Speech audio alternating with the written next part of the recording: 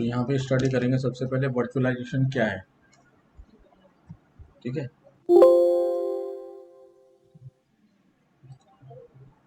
देखो virtualisation basically एक technology है जिसके थ्रू हम क्या कर सकते हैं, वर्चुअल मशीन्स बना सकते हैं। अब इसमें देखो हमारे पास क्या होता है, नॉर्मली अगर हम किसी फिजिकल सिस्टम की बात करें तो फिजिकल सिस्टम होता है वो कुछ इस तरह का होता है। देखो कोई भी जो फिजिकल सिस्टम होता है, फिजिकल जो मशीन होती है,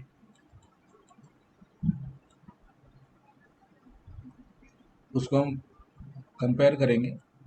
देखो सबसे पहले देखो किसी भी मशीन के अंदर सबसे पहले अंदर की तरफ होते हैं हार्डवेयर। तो बिना हार्डवेयर के कोई मशीन काम नहीं करती है।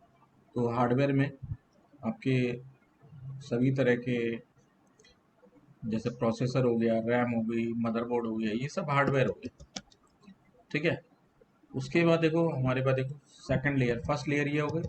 सेकंड लेयर हम क्या करते हैं, इसके ऊपर कोई ऑपरेटिंग सिस्टम इंस्टॉल करते हैं, तो this is the second layer. और थर्ड लेयर जो होती है वो होती है एप्लीकेशन के लिए, ये होती है एप्लीकेशंस, यहाँ पे आप इंस्टॉल करते हैं।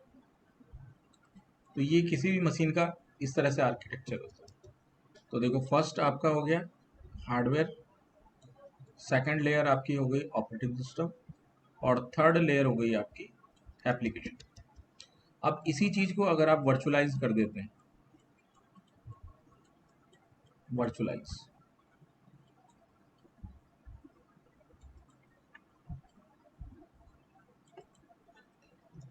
तो वर्चुअलाइज करेंगे किसी भी चीज को, यहाँ पे देखो इसी चीज को हम वर्चुअलाइज कर देते हैं तो होगा क्या, सबसे पहले हमारे पास देखो जो हार्डवेयर है, ये हार्डवेयर तो वही रहा हमारे पास, ये हमारा हार्डवेयर हो गया।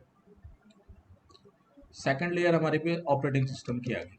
तो देखो ये जो सेकंड लेयर जो है हमारी ऑपरेटिंग सिस्टम की, इसको हम रिप्लेस कर देते हैं किससे, हाइपरवाइजर से। It is replaced by the hypervisor. ठीक है, अब हाइपरवाइजर जो है ये एज ए ओएस की तरह काम करेगा आपका। ये हाइपरवाइजर की जो लेयर है, अगर आप ये लगा देते हो, यानी किसी मशीन पे अगर कोई हाइपरवाइजर इंस्टॉल कर देते हो, तो फिर आपके पास ये ऑप्शन होता है कि आप इसके अंदर मल्टीपल ऑपरेटिंग सिस्टम डाल सकते हैं। तो यहाँ पे क्या है कि आप अलग अलग ऑपरेटिंग सिस्टम इसके अंदर डाल रहे हो। ऑपरेटिंग सिस्टम 1 यहाँ डाला आपने, ऑपरेटिंग सिस्टम 2 डाला आपने, इस तरह से मल्टीपल आप ऑपरेटिंग सिस्टम यहाँ पे डालते जाओ। ये देखो ये सब ओएस होंगे आपके। पहले एक ही ओएस चल रहा था, लेकिन आपने वर्चुअलाइजेशन कर दिया, यानी कि हाइपरवाइजर इंस्टॉल कर दिया। तो हाइपरवाइजर के ऊपर हम मल्टीपल ऑपरेटिंग सिस्टम इंस्टॉल कर सकते हैं। और ये जो ऑपरेटिंग सिस्टम होते हैं इन्हें कहते हैं गेस्ट ऑपरेटिंग सिस्टम। इनको क्या कहते हैं, गेस्ट ओएस, गेस्ट ओएस। ठीक है, अब देखो ये ओएस आपने इंस्टॉल कर दिया, अब ओएस के ऊपर एप्लीकेशन रन करेगी, इसके ऊपर एप्लीकेशन रन करेगी। तो मल्टीपल ओएस हो गए और मल्टीपल आपकी एप्लीकेशन हो गई। ठीक है, ये सब एप्लीकेशन यहाँ पे आ जाएंगे इसके ऊपर, ये। ठीक है, इस तरह।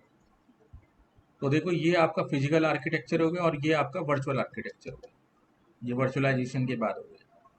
ठीक है, अब देखो इसमें क्या हुआ कि OS is replace by the hypervisor. Hypervisor की लेयर आपने डाली, हाइपरवाइजर क्या करेगा, ये जो हार्डवेयर है जो अंदर देख रहे हो आप, इसकी स्लाइसिंग कर देगा, यानी कि इसको वर्चुअलाइज कर देगा, हार्डवेयर को वर्चुअलाइज कर देगा। ठीक है, और अलग अलग ऑपरेटिंग सिस्टम में अलग अलग आप क्या कर सकते हो, स्लाइसिंग कर सकते हो, किसकी, हार्डवेयर की। अब हार्डवेयर की स्लाइसिंग कैसे होगी, जैसे कि आपको रैम देनी है। अब हमारे पास देखो टोटल यहाँ पे रैम है 16 GB मान के चलते हैं। तो यहाँ पे देखो आपने इसे 2 GB दे दी, किसी को आप 2 GB दे रहे हो, किसी को 1 GB दे रहे हो, किसी को आपको 2 GB दे रहे हो, किसी को 4 GB दे रहे हो, किसी को 8 GB दे रहे हो।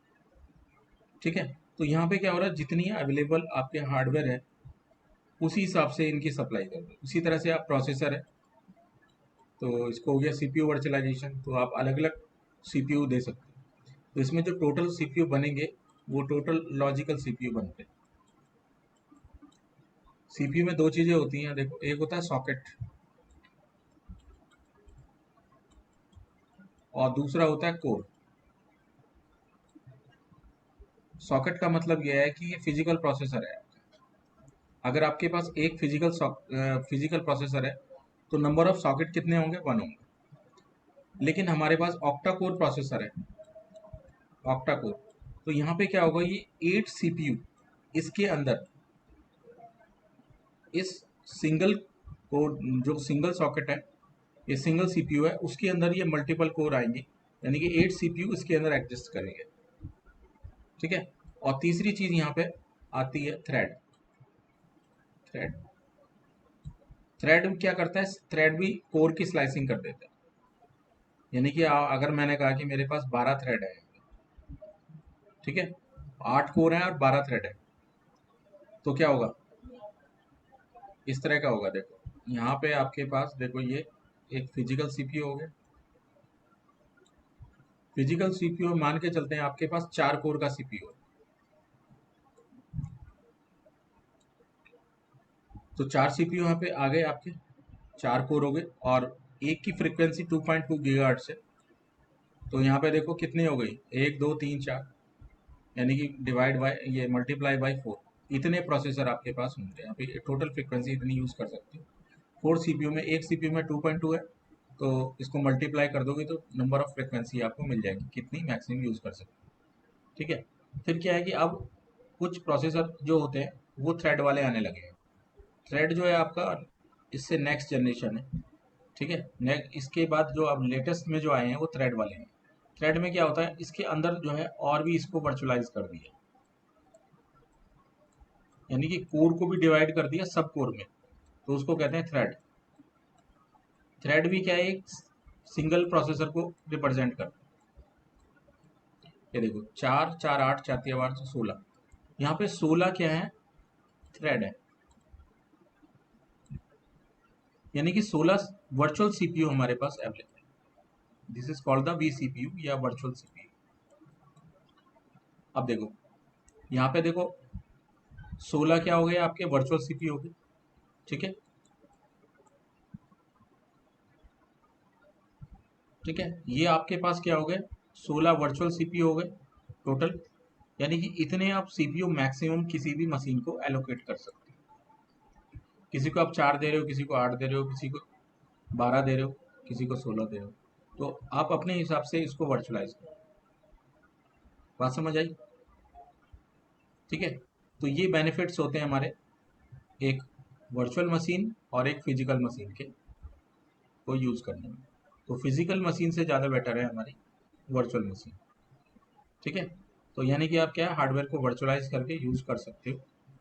इसका देखो बेनिफिट क्या है, एक तो आप क्या है, सर्वर जो है वो कंसोलिडेट कर सकते हो। कंसोलिडेट का मतलब यह है कि आपने एक टाइम में अगर 100 यहाँ पे फिजिकल मशीन या सर्वर ले रखें, तो अभी करंट स्टेट में सिर्फ 20 मशीनों से ही आप 100 मशीनों को यूज कर सकते हैं। ठीक है। यानी कि सिर्फ आप 20 मशीनों को यूज कर रहे हैं, यानी कि हर मशीन पे आप 5 ऑपरेटिंग सिस्टम जो है डाल रहे हो। ठीक है। तब आप यहाँ पे 100 मशीनें जो है यूज कर रहे हो इन 20 सीपीयू को यूज करके, यानी कि 20 फिजिकल आपके सिस्टम लगे हुए, और हर सिस्टम में आपने क्या है, 5 5 ऑपरेटिंग सिस्टम इंस्टॉल किए, तो टोटल आपके 100 तो वैसे ही हो जाते हैं। ठीक है। तो इस तरह से आप क्या, कम स्पेस में भी अपने सर्वर को यूज कर सकते हैं, इसे कहते हैं सर्वर कंसोलिडेशन। ठीक है। फिर इसमें देखो दूसरा बेनिफिट ये होता है कि इलेक्ट्रिसिटी सप्लाई आपकी बच रही है, मेंटेनेंस बच रहा है आपका। फिर क्या है कि आप इसे कैरी कर सकते हो, move from one location to another location, किसी भी लोकेशन पे मूव कर सकते हो। तीसरी चीज है, हार्डवेयर डिपेंडेंसी नहीं है। ठीक है। नॉर्मली क्या होता है कि हम लोग क्या करते हैं, किसी मशीन लेते हैं, जैसे मैंने कहा डेल की मशीन ले ली। ठीक है। अब क्या है कि डेल की मशीन है तो स्पेसिफिक पार्ट हो गए, कोई पार्ट अगर इसका खराब हो जाता है फ्यूचर में, तो उसको रिपेयर करने के लिए उसको चेंज करना पड़ेगा। और अगर वो पार्ट ऑब्सलीट हो गया है, मार्केट से आउट हो गया है, तो आपको वो पार्ट नहीं मिलेगा। तो ऐसी कंडीशन में आपको नया सर्वर परचेज करना पड़ता है। लेकिन क्या है कि वर्चुअल मशीन्स जो होती है, ये मशीन इंडिपेंडेंट होती है, यानी कि इसमें जो हार्डवेयर है किसी भी हार्डवेयर पे रन कर सकती है, no dependency on the hardware. ठीक है, तो ये फायदे होते हैं आपके वर्चुअल मशीन के। ठीक है, जो आपको फिजिकल मशीन में नहीं होते। ठीक है, अब वर्चुअलाइजेशन के बारे में बात करेंगे, हाइपरवाइजर के बारे में बात करेंगे। देखो हमारे पास हाइपरवाइजर जो होते हैं दो कैटेगरी के होते हैं। पहला होता है टाइप 1 हाइपरवाइजर और दूसरा होता है टाइप 2 हाइपरवाइजर। देखो टाइप 1 हाइपरवाइजर और टाइप 2 हाइपरवाइजर में डिफरेंसेस क्या है। देखो टाइप 1 हाइपरवाइजर जो होता है, ये बेयर मेटल इंस्टॉलेशन करता है, इसे हम कहते हैं bear metal. Bear metal, bear metal का मतलब है इंस्टॉल एज ए ओएस। यहाँ पे क्या है, हाइपरवाइजर ओएस को रिप्लेस कर रहा है, यानी करंट ओएस की जगह डायरेक्ट बूट होकर इंस्टॉल हो जाता है।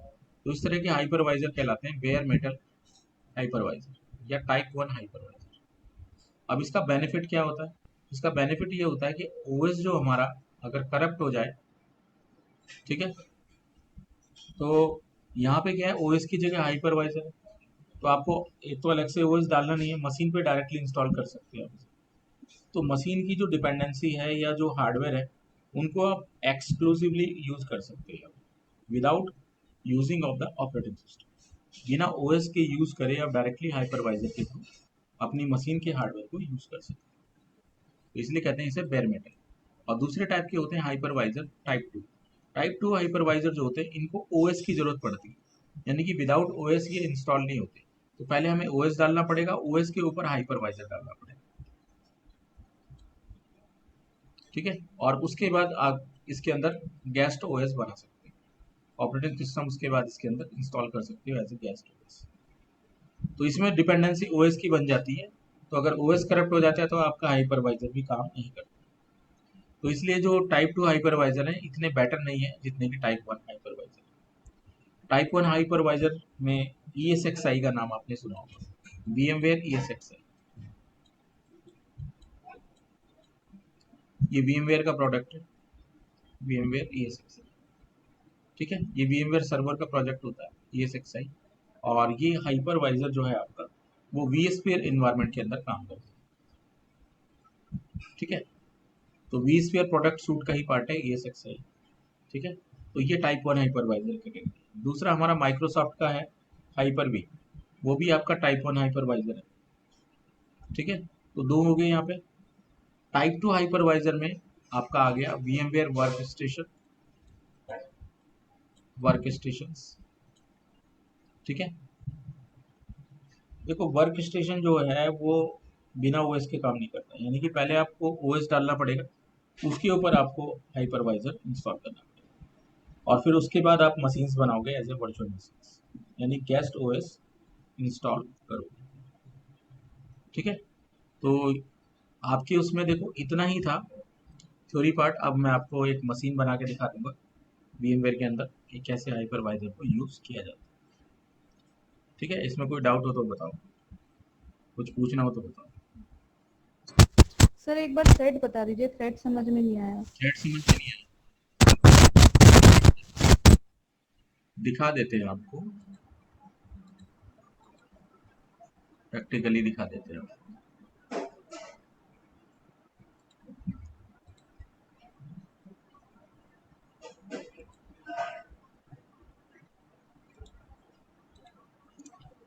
देखो मैं यहाँ पे VMware वर्क स्टेशन ले रहा हूँ, ये मेरा हाइपरवाइजर है और ये टाइप 2 हाइपरवाइजर है, यानी कि मेरे जो विंडोज 10 ऑपरेटिंग सिस्टम है उसके ऊपर डला हुआ है। ठीक है, अब इसमें देखो क्या है कि इसमें आप एज ए वर्चुअल मशीन की तरह काम कर सकते हैं, इसमें आप मल्टीपल वर्चुअल मशीन बना सकते हैं। तो आप देख रहे हो यहाँ पे मेरे पास बहुत सारी मशीनें बन रखी हैं, अलग अलग ऑपरेटिंग सिस्टम बने हैं। तो देखो मेरे पास यहाँ पे एक सर्वर ऑपरेटिंग सिस्टम है, उसे खोल के दिखा रहा हूँ,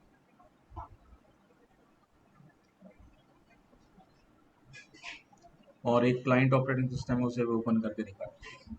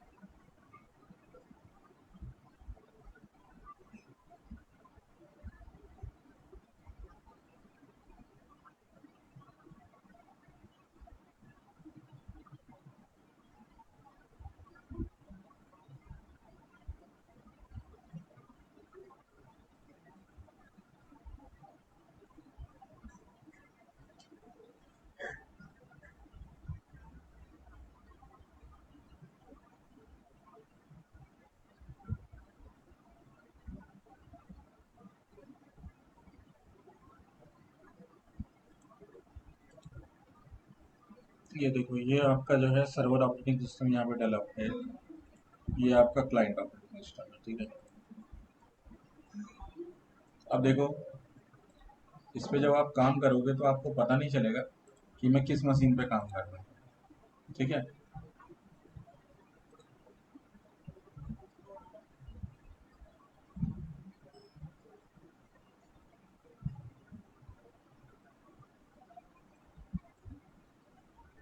देखो, इसमें ऑप्शन आता है एक्सक्लूसिव मोड।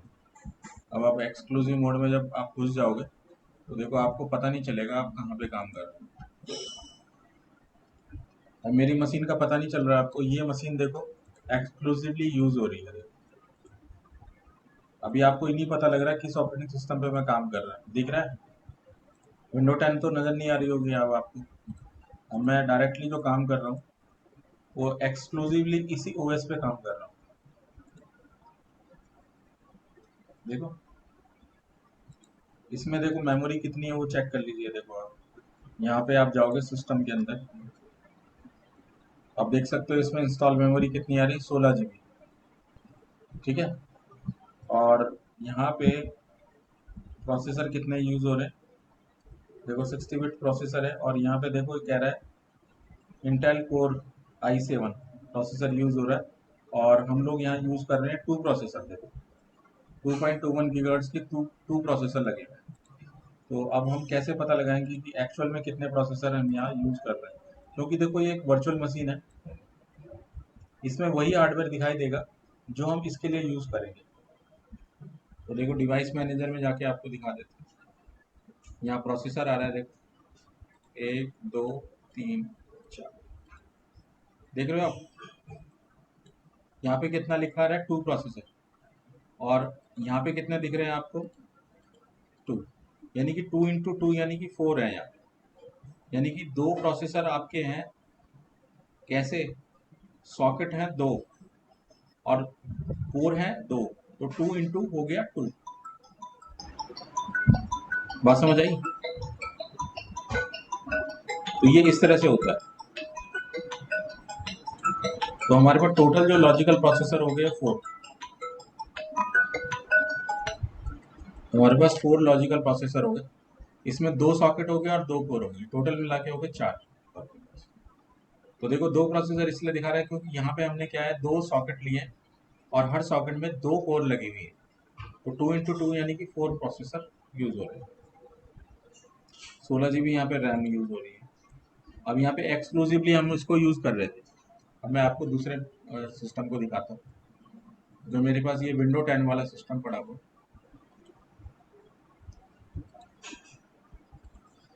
ये विंडो 10 वाला जो सिस्टम है, इसकी सेटिंग में आते हैं।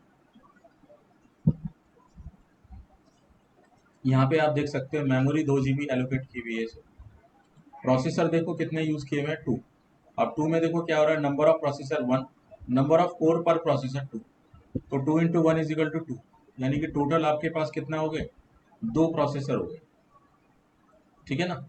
यानी कि लॉजिकल प्रोसेसर आपके हो गए 2।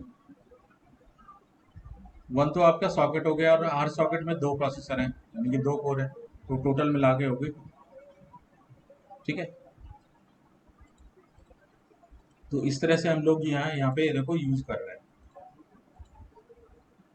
तो कोई भी आप मशीन बना रहे हो यहाँ पे वर्चुअल मशीन बनाने के लिए, देखो न्यू वर्चुअल मशीन।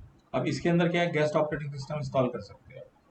आपने यहाँ पे सेलेक्ट कर लिया टिपिकल इंस्टॉलेशन, और यहाँ पे आपको ओएस की सीडी इंसर्ट कर देनी है, ठीक है।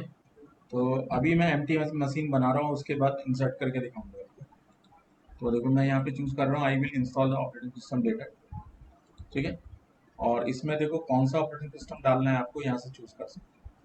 मान के चलते हो यहाँ पे आपको जो ऑपरेटिंग सिस्टम डालना है वो डालना है सर्वर 2016 या 19, जो भी आपको डालना है, ठीक है। तो यहाँ से सिलेक्ट कर लो, या फिर क्लाइंट डालना है विंडो 10 है, विंडो 8 है, तो अलग अलग वर्जन है, जो भी वर्जन आपको चूज करना है यहाँ पे आप चूज कर सकते हो। चलो यहाँ पे मैं ले लेता हूँ एक 2012 ले लेता हूँ, ठीक है। ये ले लिया। अब यहाँ पे आप क्या करोगे, लोकेशन डालोगे कहाँ पे आपको ओएस डालना है। तो मैं डी के अंदर ले रहा हूँ और डी के अंदर मैंने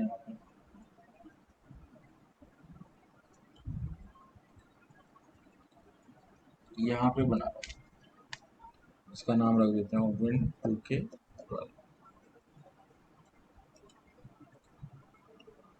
ठीक है, और यहाँ पे हार्ड डिस्क आप दे सकते हो, मैं यहाँ पे 80 GB हार्ड डिस्क ले रहा हूँ।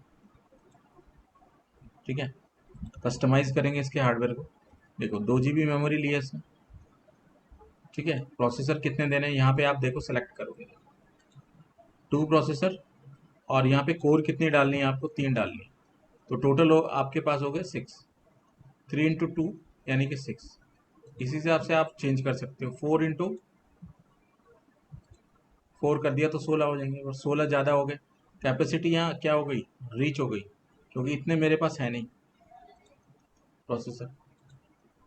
तो 4 × 2 8, मैं 8 ले सकता हूँ, तो 8 ले लूँगा यहाँ पे। ठीक है, ये देखो, तो 80 GB हार्ड डिस्क, 2 GB यहाँ पे मेमोरी हो गई, और 8 मैंने प्रोसेसर यूज़ कर लिया।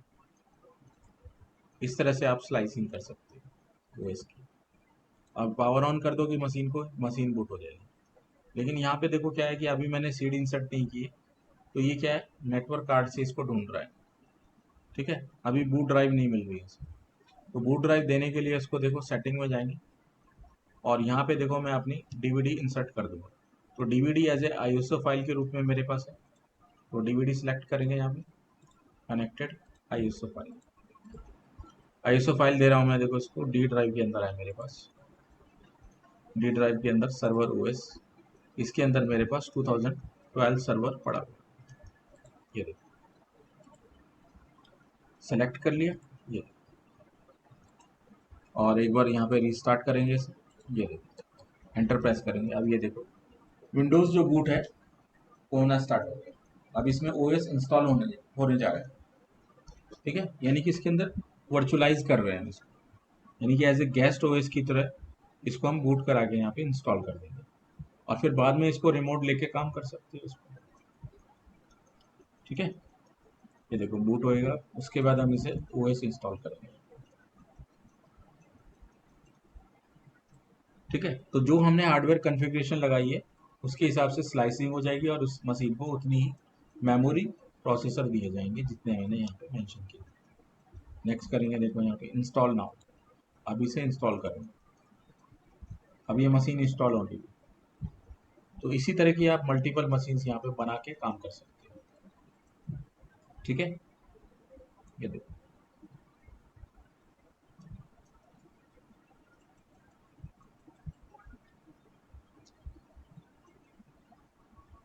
प्रोडक्ट की मांग रहा है, ये देखो, तो प्रोडक्ट की आपके पास है तो डाल दीजिए आप।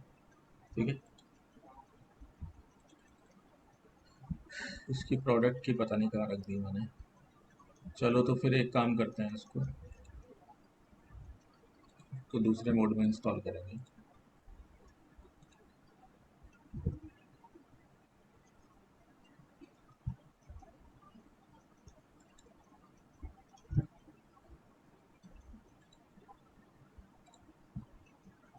दूसरी सीडी लेता हूँ।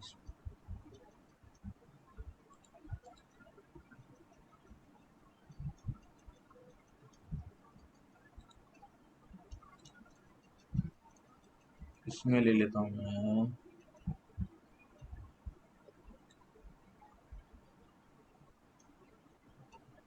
विंडोज 7 एंटरप्राइज ले लेता हूँ।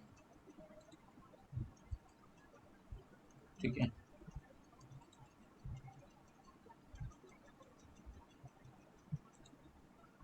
और यहाँ से आपको विंडोज 7 चूज करना है बस।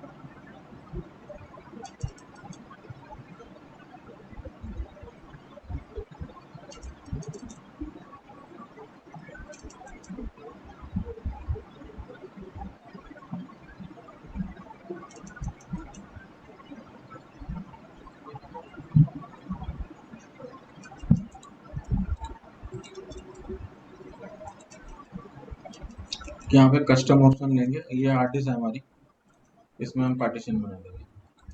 न्यू कर, अप्लाई कर दो, तो इसमें एक पार्टीशन बन जाएगा आपका। और बाकी जो है ये आपका सिस्टम ड्राइव में रिजर्व पार्टीशन है। तो हम दूसरे को सिलेक्ट करेंगे और यहाँ पे इसको नेक्स्ट करेंगे। तो ये हमेशा क्या है, इसी के अंदर ओएस डालेगा। तो जो हमने सिलेक्ट किया उसके अंदर ही ऑपरेटिंग सिस्टम इंस्टॉल होके आ जाएगा। ठीक है। 100 MB जो है वो रिजर्व पार्टीशन, रिजर्व स्पेस होते हैं सिस्टम फाइल्स के लिए। तो अब यहाँ पे देखो ये इंस्टॉल होने जा रहा है। ठीक है। तो ये आपका जो ओएस है ये कुछ देर में बन के तैयार हो जाएगा, फिर आप इसको यूज कर सकते हैं। ठीक है।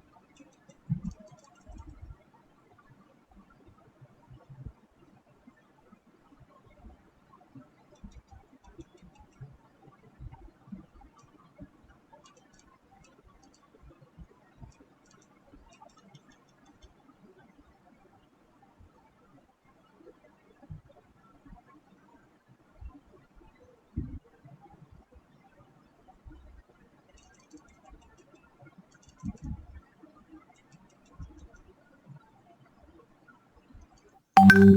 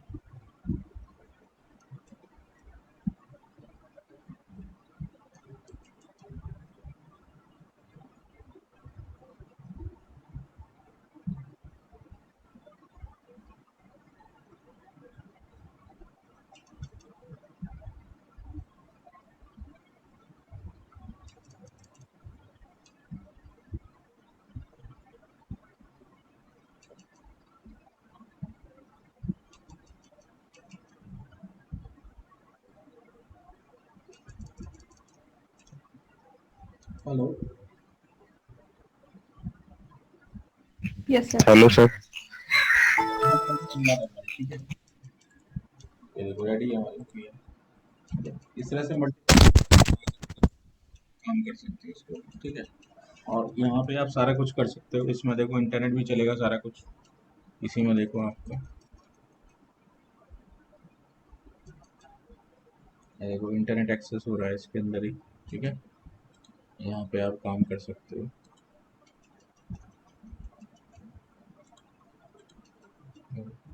अमेजन खुल गया देखो इसके अंदर। ठीक है, और फिर इसमें ड्राइवर वगैरह इंस्टॉल कर सकते हो। तो उसके लिए देखो यहाँ पे जाओगे वीएम के अंदर, और यहाँ देखो इंस्टॉल VMware टूल्स, ये ड्राइवर्स होते हैं। अब ये ड्राइवर इसके अंदर डाल दो आप।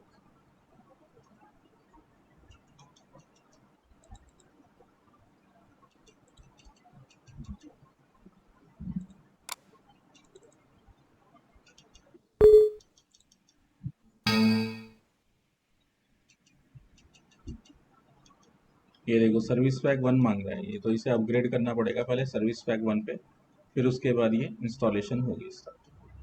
ठीक है, तो इसके लिए मिनिमम रिक्वायरमेंट है OS SP1, तो काफ़ी पुराना हो गया है ना OS, इसलिए। ठीक है, उसके बाद ही अपडेट हो सकता है।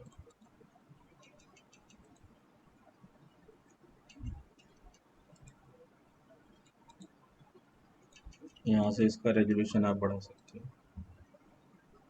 1024x768, ये कर दो आप इसका। अब देखो अब थोड़ा सा बड़ा हो गया है। ठीक है, इस तरह से इस पर काम किया जाता है।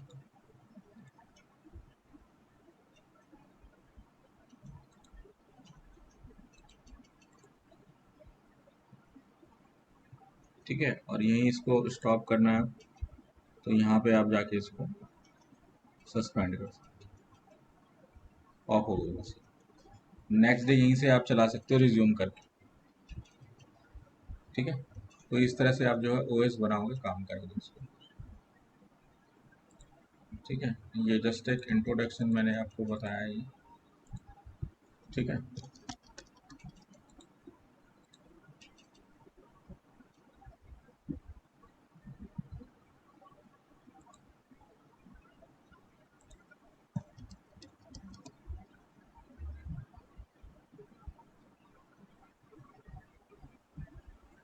ये तो तुम्हारा देखो इंट्रो पार्ट हो गया इसका।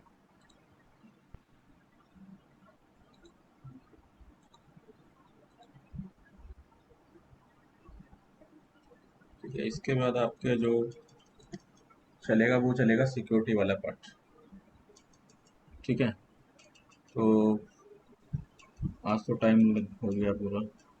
तो कल हम सर ये वर्चुअलाइजेशन खत्म हो गया?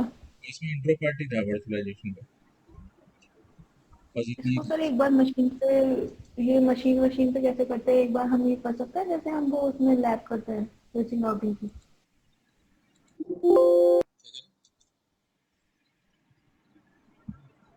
हेलो। ये सर मैं पूछ रही हूँ, जैसे अभी आपने करके दिखाया, ये हम खुद करके देख सकते हैं उसमें जो हमने पैकेट कोड कर रखा है डाउनलोड? नहीं नहीं, पैकेट ट्रेसर में नहीं होगा। ये तो आप अपने लैपटॉप पे या मशीन पे जो है ना, VMware वर्कस्टेशन इंस्टॉल करके कर सकते हो। ये आपको डाउनलोड करना पड़ेगा नेट से। सर्वर कहाँ से आएगा? ये देखो आप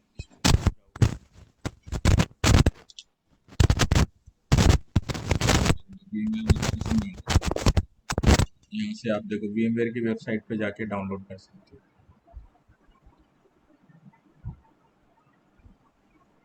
ये देखो, ये आपको मिल जाएगा यहाँ पे, देखो ट्राई VMware वर्कस्टेशन प्रो, ये मिलेगा। यहाँ से आप डाउनलोड कर लेना।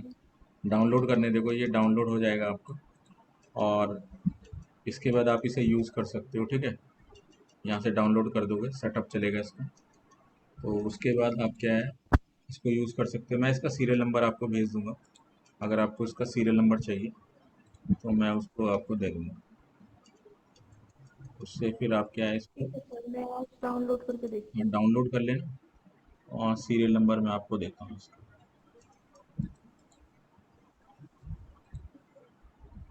ये लेटेस्ट सीरियल नंबर है इसका।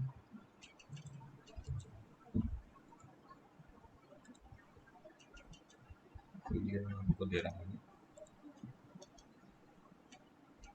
ये मैं व्हाट्सएप पे डाल दे रहा हूँ, ठीक है। ठीक है सर। ये सीरियल नंबर है, इससे ये, ठीक है, ये डाल लेना आप, ठीक है। ऑनलाइन एक्टिवेट मत करना इसे, इसको डायरेक्ट जो है सीरियल नंबर जब मांगे तो वहीं से आप जो है डाल देना इसको, ठीक है। सर सर जैसे हम एक फिजिकल मशीन के ऊपर वीएम बनाते हैं, वर्चुअल मशीन बनाते हैं, हम्म। तो सर उनका मतलब यूज कैसे होता है, यूज कैसे करते हैं उनको, किस लिए यूज करते हैं? अब देखो क्या है ना, देखो आपकी मशीन्स बन रही हुई है। अब ये सारा जो रहेगा ना आपकी, ये जो मशीन्स आपकी जो बन रही है ना, ये देखो जी। ये सब मशीन बन रही है, आप इनको यूज़ कर सकते हो एज ए ओएस की तरह, कभी भी यूज़ कर सकते हो। देखो आप इसे, ये देखो, ये आपके हो गए। अब इसमें कुछ भी आप प्रोग्राम इंस्टॉल करके काम करो, नहीं समझे। नहीं सर, ये तो सर वर्चुअल मशीन होगी, लेकिन इसको चलाने के लिए एक फिजिकल मशीन तो चाहिएगी, जैसे कि अपना कंप्यूटर, लैपटॉप, वो तो सर चाहिएगा ही ना। वो तो चाहिए। देखो दो, तो जो काम इन पे हो सकता है उस पे नहीं कर सकते हम, किन पे? अपने फिजिकल सिस्टम पे सर? देखो फिजिकल पे तो आप एक ही मशीन इंस्टॉल कर सकते हो ना आप। अगर मैं आपको कहता हूँ कि आप इसके अंदर 10 सर्वर इंस्टॉल कीजिए, तो फिजिकल पे तो एक ही मशीन डालोगे ना एक टाइम पे। हम्म। अगर मैं कहूँगा दो मशीनों पे एक साथ काम करो, तो क्या पॉसिबल है? नहीं है ना। तो इसलिए तो नहीं वर्चुअल सर। मशीन डाल रहे हैं यहाँ पे। अब देखो मेरे फिजिकल जो मशीन है ना मेरे पास, उस पे तो विंडो 10 डला हुआ है। ये विंडो 10 डला जी। हुआ है, देखो। अब मैं नहीं चाहता इसमें कोई प्रॉब्लम हो विंडो 10 में, तो मैंने यहाँ पे वर्चुअल मशीन बना रखी है, इसके अंदर काम कर रहा हूँ, नहीं समझे। हम्म। यहाँ पे ठीक है काम सर, कर समझ रहा हूँ। गया। तो क्या है, ऐसी मल्टीपल मशीन चलती रहेगी। अब इसको मैं रिमोटली एक्सेस कर सकता हूँ ना, इस मशीन को कहीं पे भी, नहीं समझे। जी सर। मैं इस मशीन को रिमोटली एक्सेस कर सकता हूँ, क्योंकि यहाँ पे ना देखो, इसको रिमोट अलाउ कर दो, ये बाहर से एक्सेस हो जाएगी। देखो रिमोट सेटिंग में जाके आप इसको अलाउ कर दो, यहाँ देखो अलाउ कनेक्शंस, हम्म। अप्लाई करो, तो देखो अब जो इसका आईपी एड्रेस है इसके थ्रू ये एक्सेस हो जाएगा।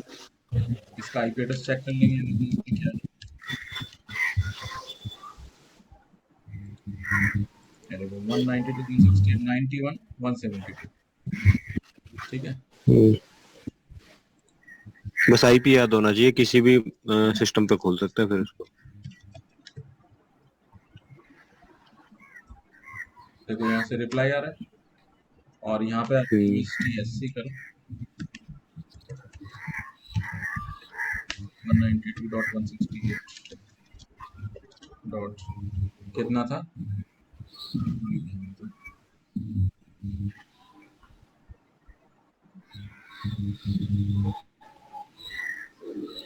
91,172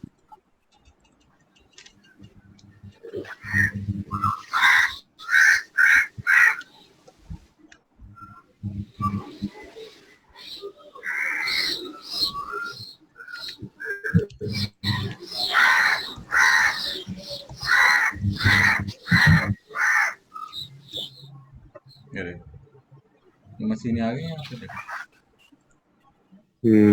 बस काम करो इसके ऊपर क्या दिक्कत है ठीक है ना तो ये मशीन वहाँ बनी हुई है लेकिन यहाँ एक्सेस हो रही है इसको कहीं से भी रिमोट आप एक्सेस कर सकते हो नहीं समझा ठीक है सर, समझ गया। इस तरह से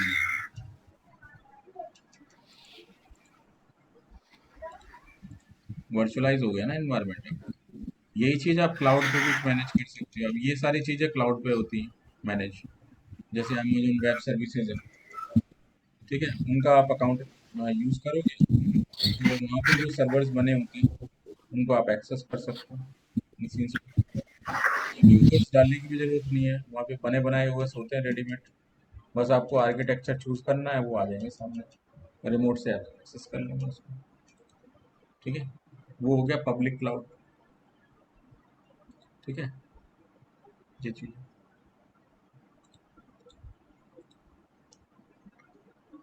और बताओ क्या पूछ रहे थे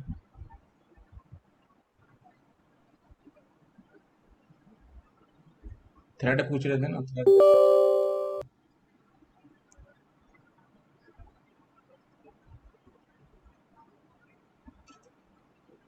देखो इसमें मेरे पास जो मशीन है सामने पड़ी है जो देखो कोर i7 है ठीक है और कोर i7 में जो है लेटेस्ट मॉडल है ये तो इसमें देखो यहाँ पे आप देख सकते हो कितने कोर डले 6 कोर ठीक है और 12 थ्रेड है इसमें।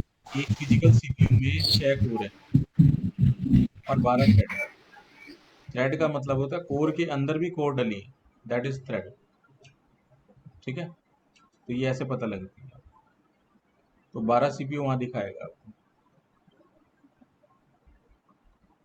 ठीक है इसमें हर कोर के अंदर 2 थ्रेड डली हुई है इसलिए ये 12 थ्रेड आ रही है टोटल यानी कि 12 लॉजिकल सीपीयू के अंदर यूज हो रहे हैं ठीक है इस तरह से आप देख सकते हो इसको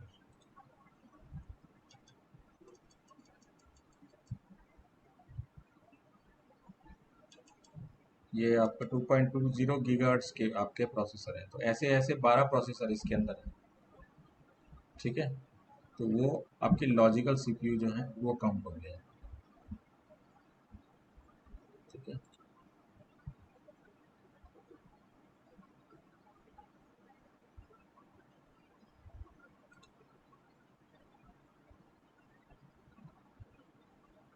तो यहाँ पे आप देख सकते हो ये गिन लो देखो 2 3 4 5 6 7 8 9 10 11 12 सीपीयू है इसमें, ठीक है यस सर।